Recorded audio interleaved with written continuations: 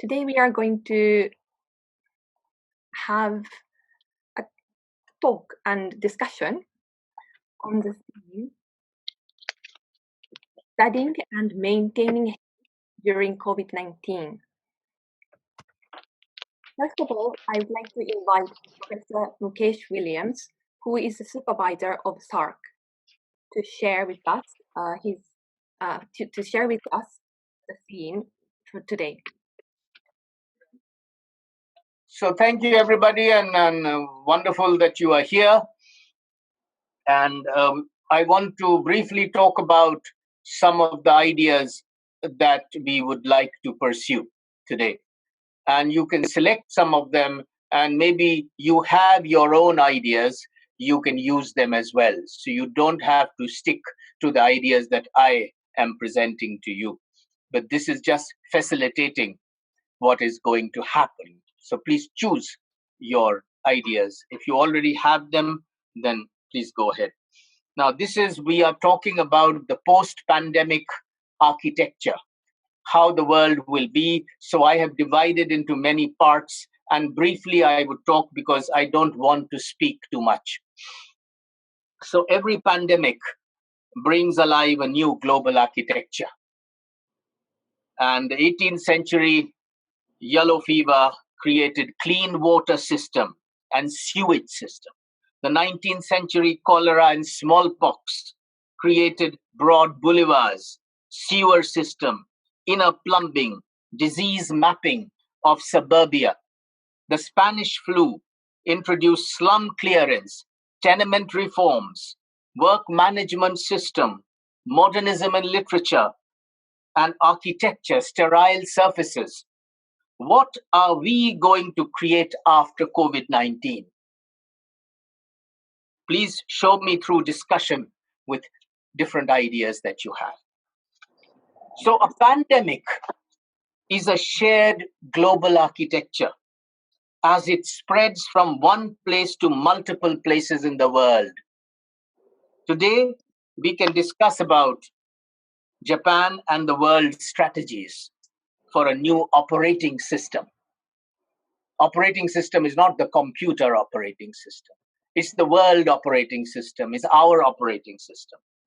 So issues that concern us, home architecture, creating office space at home, modular design, prefabricated elements like flexible partitions, lightweight structures. So we have smart home systems, creating a new office space.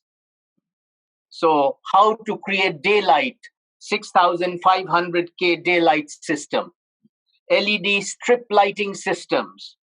So all these things we can think about. The second is biophilia architecture. Biophilia means affinity of human beings with nature. So handling plants, trees, mud, and natural growth. So it also involves lighting, ventilation, natural landscape. It involves building of productive and healthy environment. So in the East, we have the philosophy of yoga. In the West, we have the philosophy of biophilia. So it means love of life and living systems. So psychologists feel that we are subconsciously moving towards life and that which is vital. How do we do that? So we have the same atomic structure as the plants, as the stellar system and animals. Then the third one is business architecture. Shifting from 9 to 5 workspace and creating a feedback loop. Handling gig economy. Gig means part-time workers.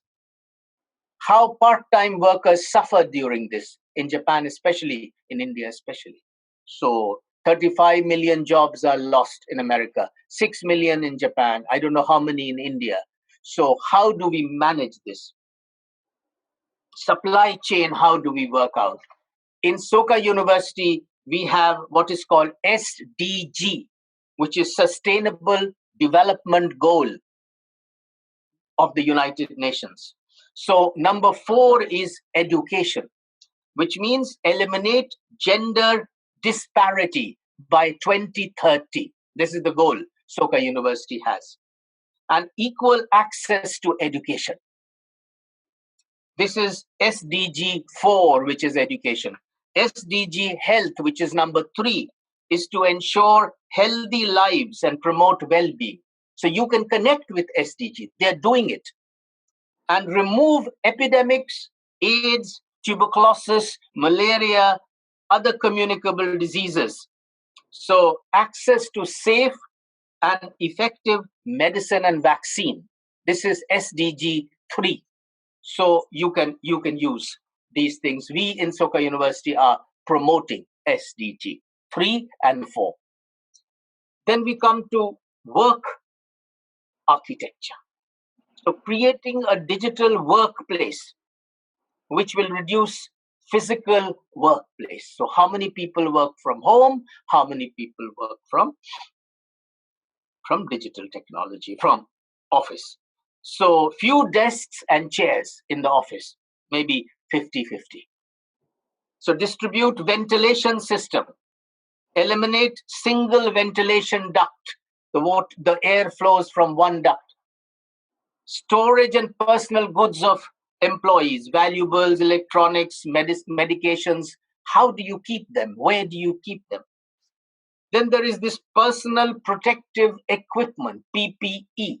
You carry a mask, gloves, whatever. So it will become a daily routine, more or less. How do we reuse the mask? How do we wash it? Also, temperature testing management at the doorway, hand wash places, management of floor and wall surfaces fitted with germ-destroying surfaces. More research is going into this. The next is megapolis architecture. You know, the pandemic that we have is a city phenomenon, big city phenomenon. Delhi, Tokyo, New York. So it enters the big city because of so many reasons. How to move away from the big city to the suburbia. How to create what is called smart cities, which are self-sufficient. Increasing work from home culture. So this is the megapolis architecture. So you can think about these. Travel architecture. Pandemic spreads internationally through ships and flight.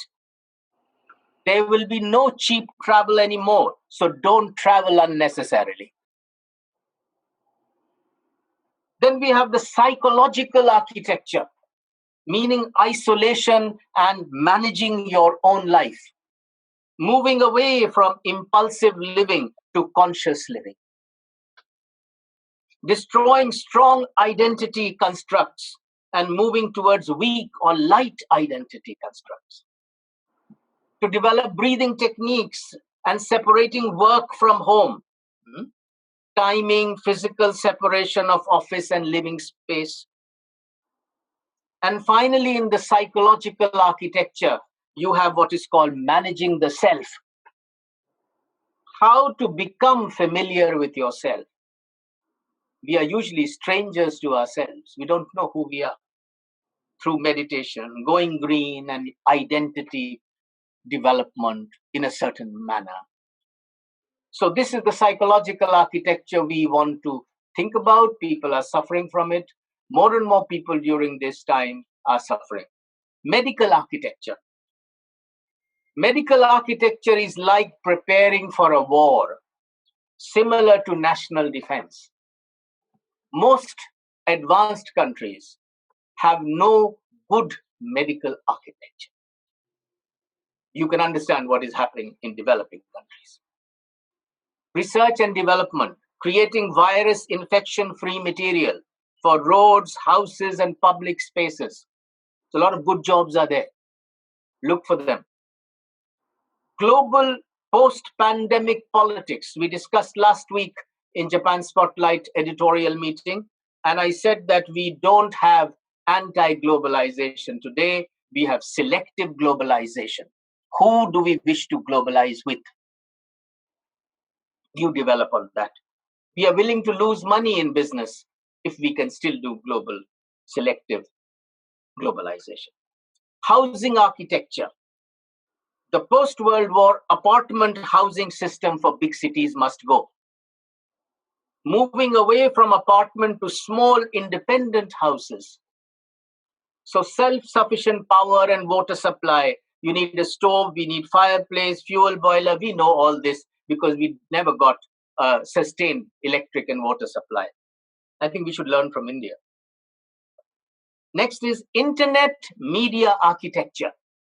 Moving to service from different satellite constellation services, not multinational companies.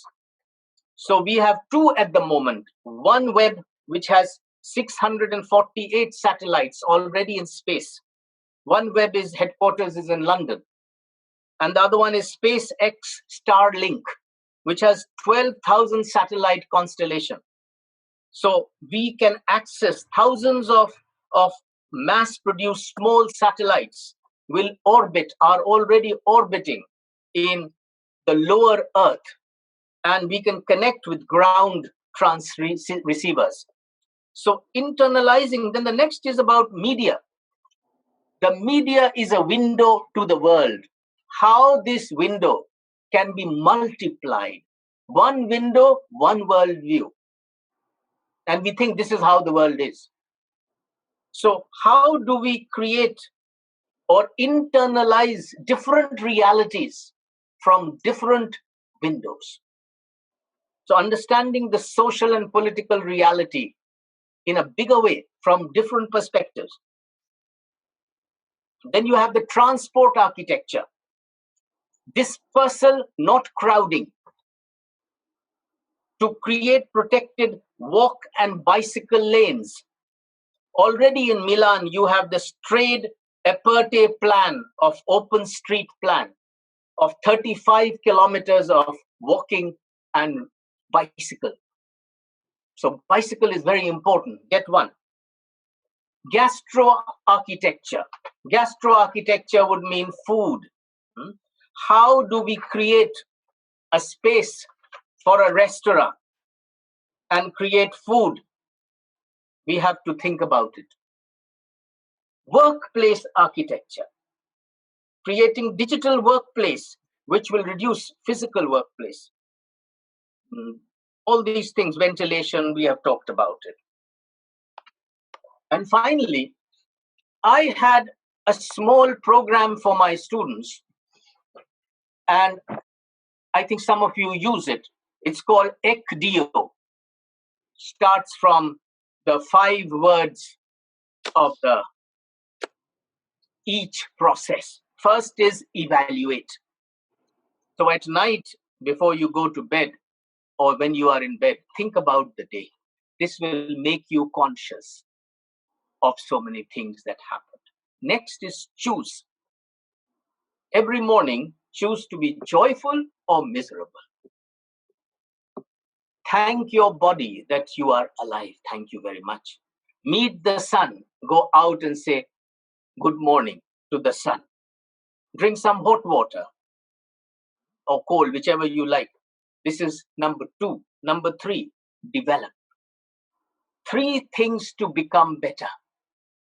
Divide the year into 3 parts, 3 things. It would not be too much. I will wake up early. This is 1. Or I will do this. This is 2nd. I will study more. Something like that. Number 4, economize. Use half the words you normally use. When you use half the words, you become conscious. And this is very important to understanding life. And number 5, overcome.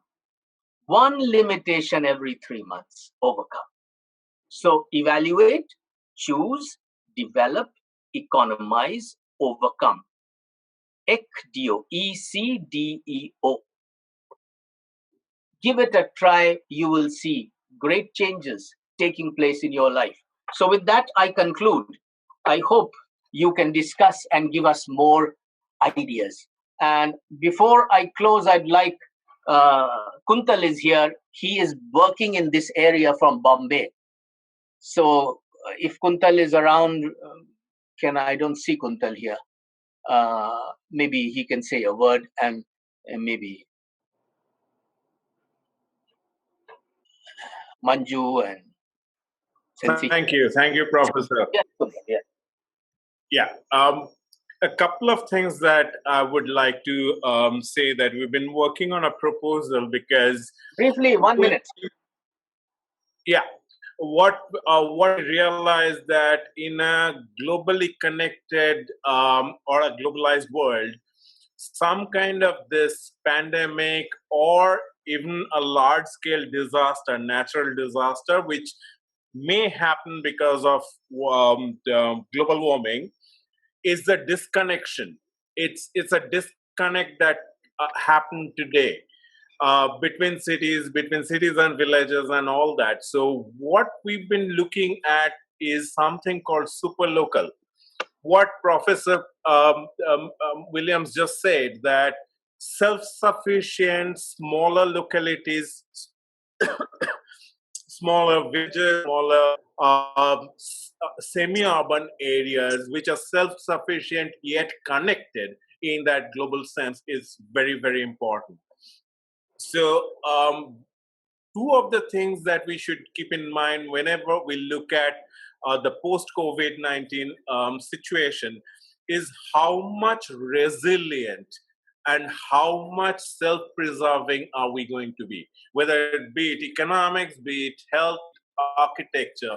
I think it's very important that we become resilient because a lot of experts who I have spoken to recently said perhaps this is one of the events that the global events that we are going through, and if we do not take care of global warming and so many other things, there may be more.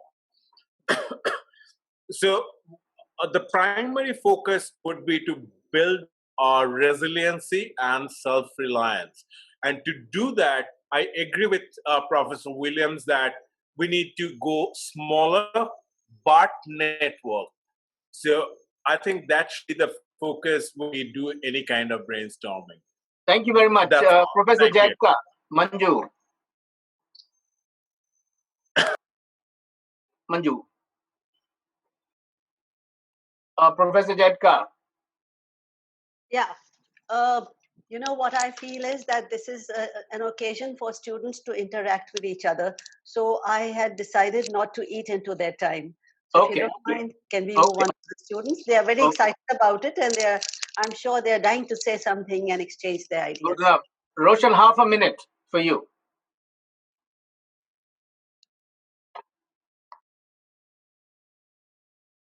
Well, Professor Williams, I have nothing to say. Well, as for myself and my students, I am going with the takeaway, that is act deo. That's going to be the mantra. Thank you. Thank you. Thank you. Karamoto Sensei, open for discussion.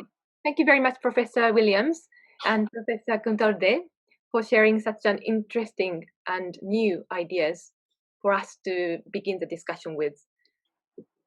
I would like to open the discussion for 10 minutes, followed by group discussion.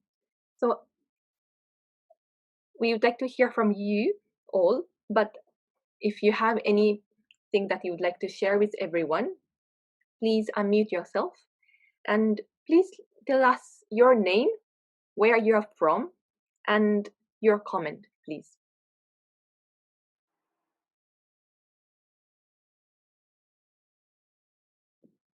Hello. Yes, hello.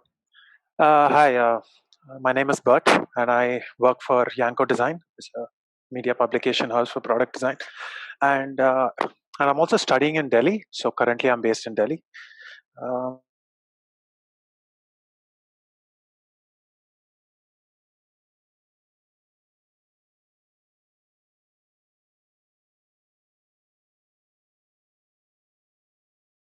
Yeah, I mean, I think I'll just let it be here for now. Like, you can just look at these things, and it's very interesting. I would also like to ask one thing, like, why are we stressing on the word architecture, especially?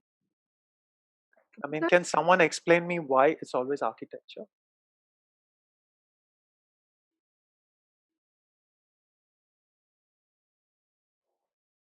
Mukesh sir? No, you're asking me, why architecture? I think architecture is a plan, and we need a plan, and a plan needs to be executed, and it has to be delicately managed. So step by step. It is not something which is just a concept, but how to execute, you come to the nitty-gritty of things. And I think that's where the word architecture is very important. You can change it to something else if you don't like the word architecture. Call it method, skill, or paradigm, or whatever you want. It's a metaphor. So, which is fine with me. Building a new world. Metaphor for building a new world, right? Oh, okay. Absolutely, there you go. So all lead to the same thing. The vocabulary can change. If you are tired of one, use the other, but the action remains the same. So, and Teramoto Sensei, Megha is here, Jacob from JMC. I'd like her to say something. Professor Megha? Hello, everyone. So it's a pleasure that when Professor Mukesh Williams, he contacted, it was really a pleasure to be here. My students are also here, so I mean, I do not have much to say, but it was really a very interesting discussion, especially the way he spoke about linking architecture with, I was just trying to correlate with India and see what all fits in the Indian scenario. So it was a pleasure for me to be here. Thank you. Silky Arora, you are here. She works in this area, so I'll be happy if she says something. Miss Arola, are you here with us? Yes, I'm here. Hi. Firstly, it's a great start for the series of conversations and very interesting brief or outline that Mr. Williams has given. I think my mind is stuck with these terms that you said, that moving from impulsive to conscious choices and living. And that's a very critical, I would say, reflection and way forward solution that I feel very strongly about, that's going to emerge. And it also roots back to the concept of resilient communities and resilient living. I really stand by these terms. Thank you. Thank you. Thank you. Over to you. Thank you very much, Miss Aurora. We'd like to hear a couple of more comments from students before we move on to group discussion. Harumi Miyamoto is here listening. She's been very interested in this.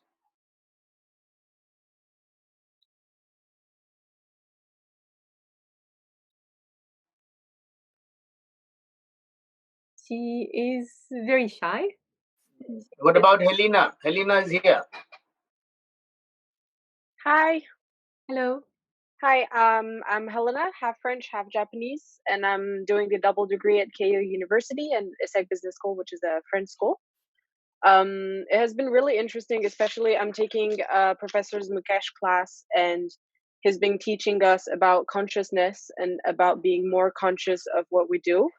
And I think, especially because we're all, for my part, I'm studying from home, it gives me more time to think about how I want my workplace to be in the future and how I will spend my everyday life. So I'm really looking forward to sharing with you guys. Thank you, Helena. One more person.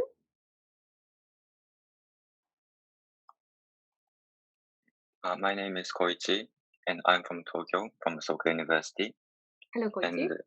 And I heard Professor Makesh's discussion very inspiring. And since we all live in such a current condition, the world is kind of going to an ecumenopolis, like we are all living in the same city. And it is very interesting that we can discuss here online. Thank you. Thank you very much, everyone. So we would like to move on to group discussion, so all of you can talk about your situation, your findings, what you would like to learn from others.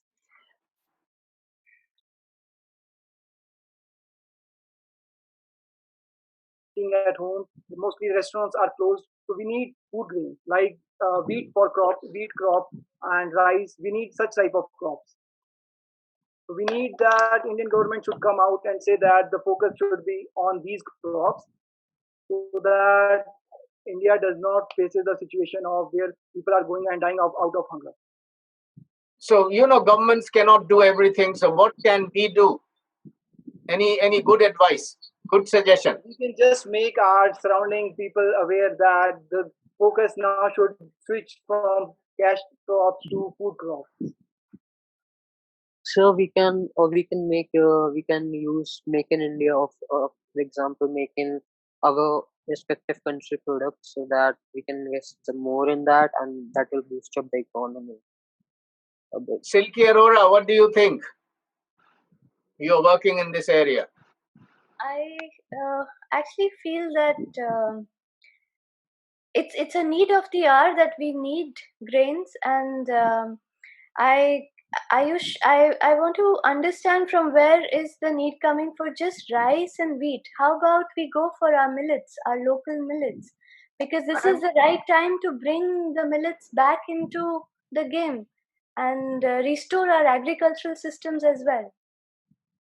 Yeah, I agree with you. I'm not only targeting wheat specifically or rice specifically. I'm just talking about all the grain crops. So I just want to switch from the cash crops we used to produce to now grain crops. Lodaya Sensei is here or not? What about Kuntal? Is here? Kuntal Day is here or not? Yes, I'm here.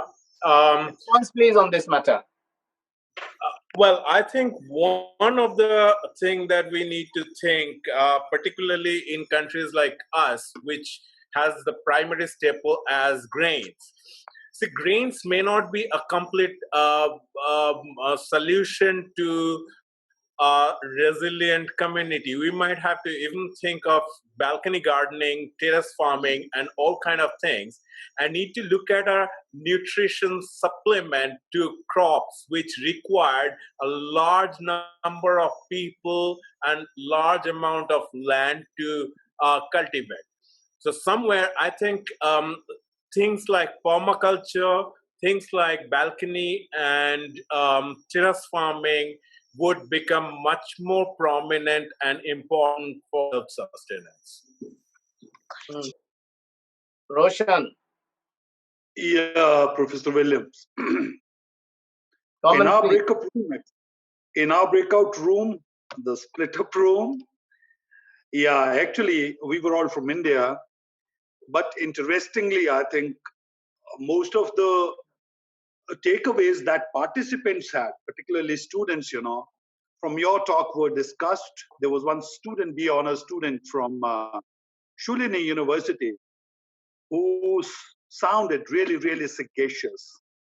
And we were 4 of us.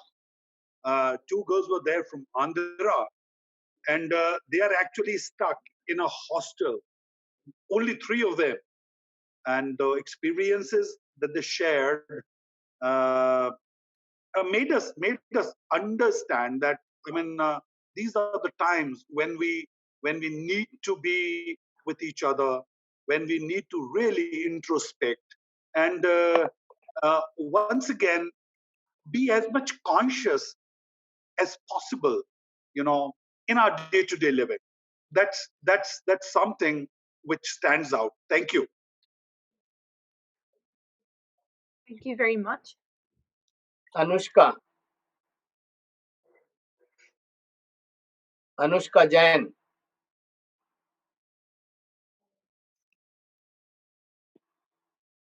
Yeah, actually, we discussed in our group also that the conditions, if we say we are only talking about the food and thing, we should also talk about the economy and thing. We are just going down with it. India is like suffering a lot of economic crisis. So we can't just focus on one factor. We have to, we have to take in care of all the factors, not just the government, but also the people. Thank you. Purnima Bali. No, somebody would like to add to her comment. No, I mean, Can you please hi, tell us your name? Bert.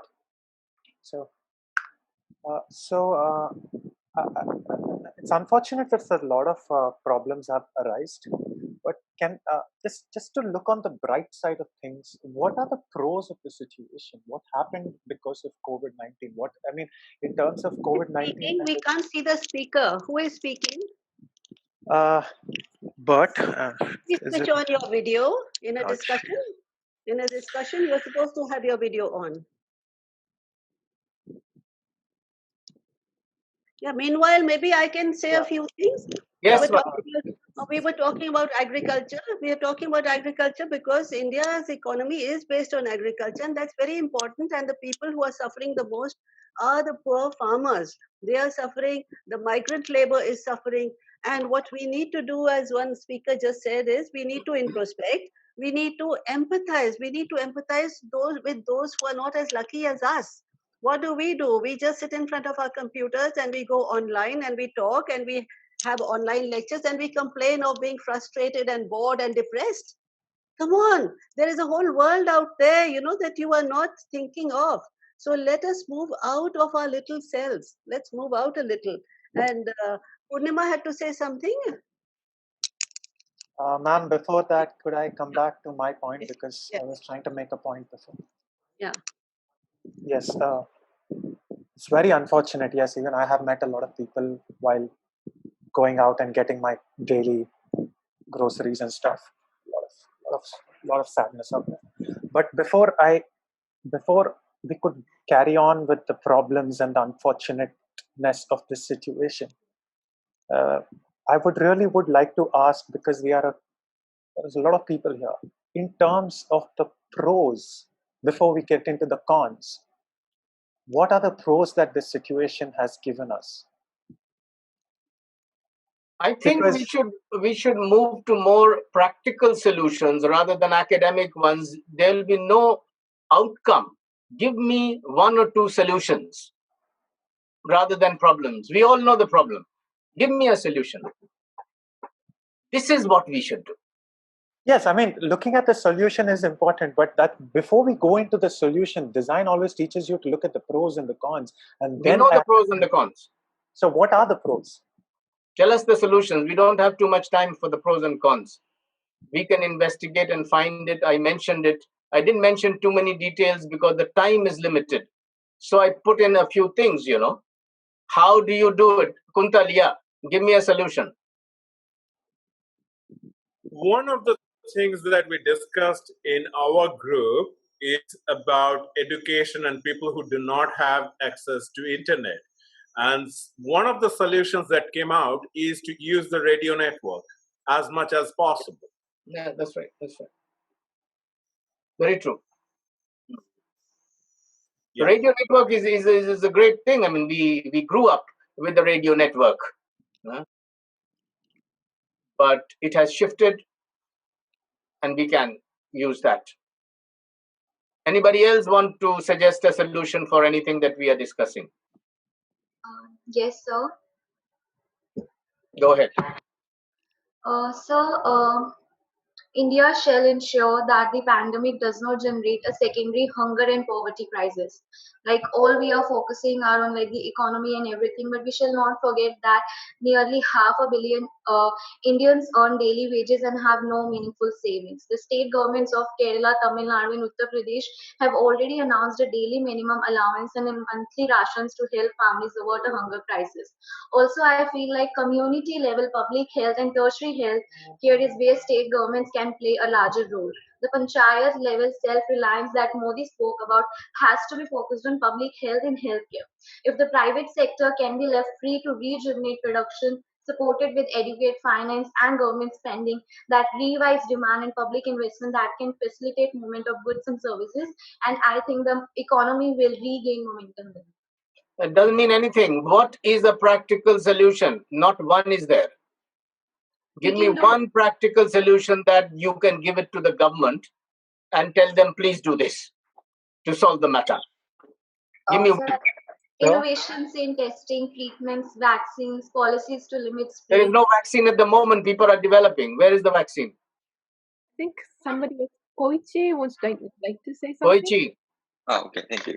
I guess we need to increase the money supply. How? Because they just say to the banks and just increase the money Banks supply. are in a mess. They are borrowing from other big banks. They don't have the money. How can you borrow from a bank when the bank are collapsing? In Japan, I guess the situation is a bit Japan different. is in a mess, total mess. Okay. 3 big banks have borrowed money. 3 big banks have borrowed money from companies.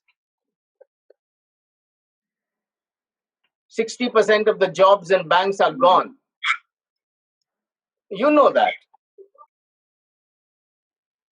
Professor, can I say something? Go ahead. Yeah, so whenever an economic crisis, this COVID is leading to a global recession. And coming from India, we've seen that India was anyhow in a recessionary scenario. So as the Keynesian theory suggests, which is where economies like US, India have all in the past also experienced a collaborative setup where by generating increasing aggregate demand, that is government expenditure.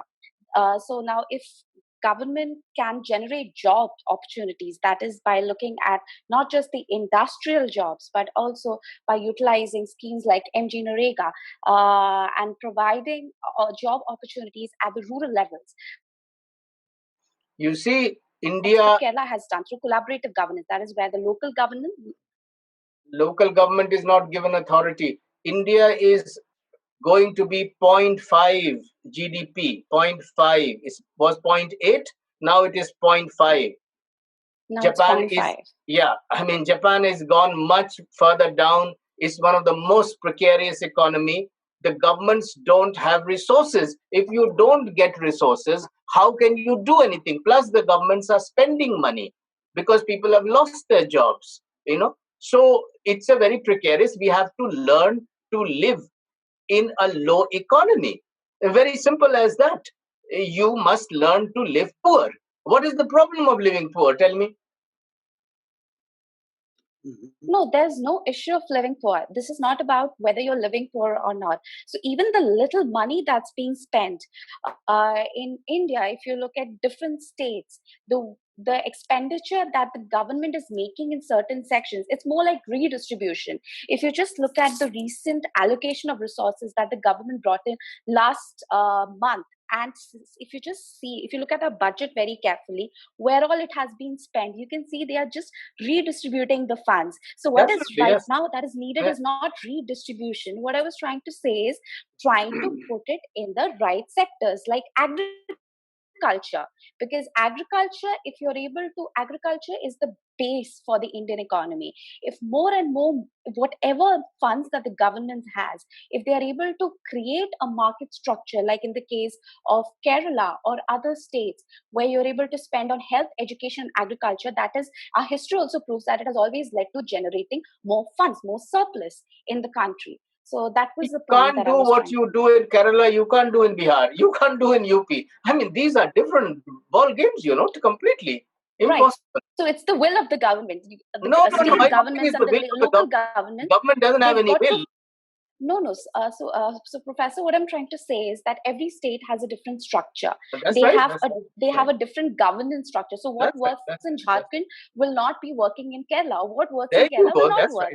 So be it the district collector at the local level, if they are able to figure out how to generate demand, aggregate demand in the economy, in their particular region, they will be able to grow. That's all that I was trying to say. Figure out what are your supply side constraints. Professor Williams. Professor Williams. Very, very, very simple solution, I suppose. We as academicians, as teachers, as Professor Jaidka just pointed out, are sitting in our, cozy setups and then through this virtual screen trying to resolve things. But I think we need to get back to the basics. Basics simply implies, for example, I'm I'm sitting in a village. I'm not even on my university campus. I'm in a village these days. Who all are going to, cross my path there? Because we are observing social distancing. Who all come in my contact, possibly telephonically through email or whatever, or the entire academic community that we are in touch with. We need to be really caring. We need to care for them. We need to have that concern. We need to connect with them. There is a lot of requirement. I mean, students, at various levels, they are somehow, losing hold in our part of the world over the kind of work that they have been doing. They feel as if they are left in the lurch. I think we need to address that too. And the communities that are in close proximity to where we are, we need to address them as well. We need to move in there once this lockdown is lifted. And we need to, kind of instill that positivity in them. I can see a strange kind of, this despair taking over gradually. And this should not happen. And there is yet another case scenario as well, where people, are very positive still. I can see the cash crops, in our part of the world are just rotting. You take a truckload of tomatoes to the market and you do not get anything out of it. Yeah, that's true. That's true. Have you seen that video about, about a man who's feeding strawberries to his cows because nobody wants them? Absolutely. And when that person comes back home, the kind of psychological distress, that he undergoes, I think we need to be really sensitive about that too. And as community, we need to come together. I mean, this whole idea of my money, our money, this has to go. We have to go in for that genuine community living. We have to come forward to help people out, to go into an altogether different mode of living, where we do not just live for ourselves. There is much of our living which is for others, not just for ourselves. Thank you, Professor Williams. We have in Japan, I live in a neighborhood, we have something called Kairanban, which is a booklet which passes from one house to the other. And we have a community leader. I have been 3 times appointed as one.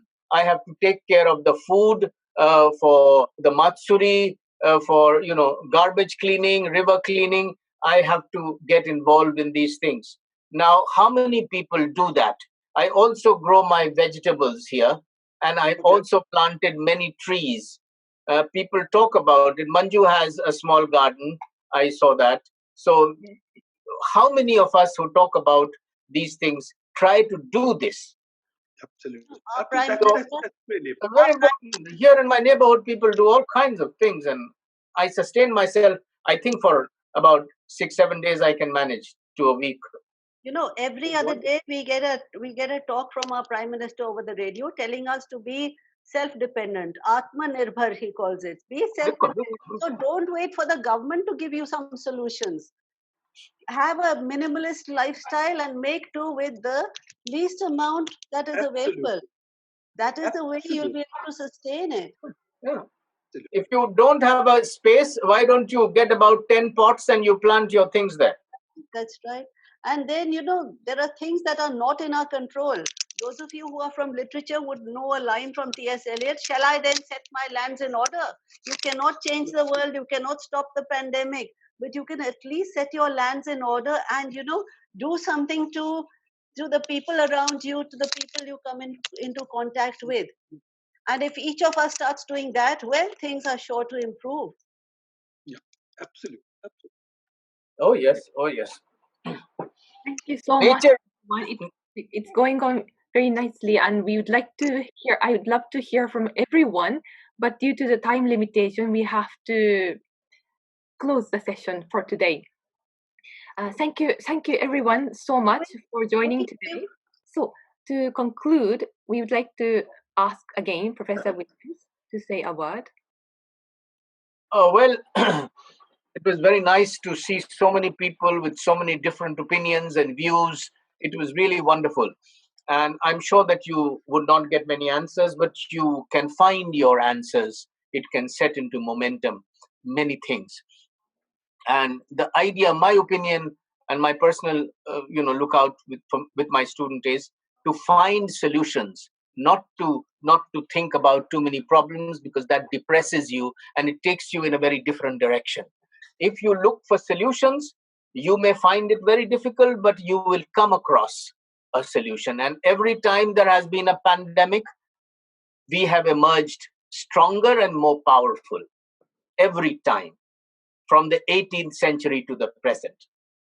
So I think we are entering into new phases, new discoveries. So why don't you discover new things? And that will not only give you a job, but give your friends and so many people different kinds of jobs. There are lots of jobs waiting. And don't think in the old conventional way, because the old way is that we don't know the answers. That's the old way. Otherwise, we would have found one. We created the problems for you. Please find the answers. So if you look for it and you make your choices, I think you can find your answers rather than look for problems. There are too many. Everybody knows the problems. So come up with a solution. Thank you. So that is all I want to say. And come and join us again. Send me an email, and whatever you feel you would like to say and haven't said it, go ahead and do it. Thank you very much, Professor Williams. Thank you very much, everybody. Manju, thank you very much. And Roshan and Kuntal and Silky Arora and Megha, arigato gozaimashita. Thank you very much. Thank you so much, Professor, for the wonderful session. And all the wonderful students who are here who want to say many more things but couldn't. Thank you very much. Thank you, Professor Williams. Thank you. Thank you.